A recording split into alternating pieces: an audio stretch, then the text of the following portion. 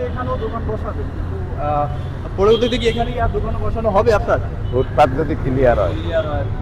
ঢাকা শহর যদি কোনো জায়গায় ফুটপাতের দোকান থাকে, তাহলে মিজানের দোকানে থাকবে। আপনার রাস্তার ওই পারেও দেখতেছি দোকান আছে, আবার এই পারেও দেখলাম ভাতের হোটেল আমার বসানো ঠাডা হয়েছে। হচ্ছে ভাই, কিন্তু আপনিও তো এখন পর্যন্ত বসালেন না। আমার ঠাডা হচ্ছে, মানে আমার ডাই বিক্রি হয়ে গেছে।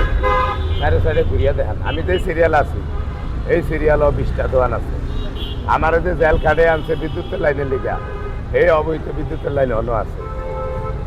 আমার জেল কার্ডে এলে আমার লগে টিনে জেলও যাইতে হয় না, হেয়ারও মনে করেন ব্যবসাও করতে আছে, আবার বিদ্যুতের লাইনও চালাইতে আছে। তার মানে আমার ঠাডা হচ্ছে। আমি যদি কেউ 10টা এলিয়া ব্যবসা করতাম, তাহলে না করতাম তো আমাদের উঠে বংদেরা টিয়া কামাই করে, কই হেটাও তো দেখাই পারে না। তারপরেও কি লিগে এত শত্রু আল্লাহ জানে। মনে হয় আমার গাছ যেন গন্ধ পায় না, আমার দূরে হরিয়া রাখতে চায়, কথা কেনা আপনার উপরে এত ক্ষোভ কেন?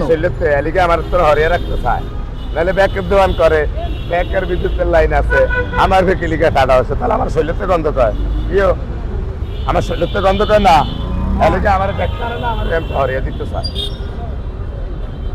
আমি তার কথাটা দিয়ে নাকি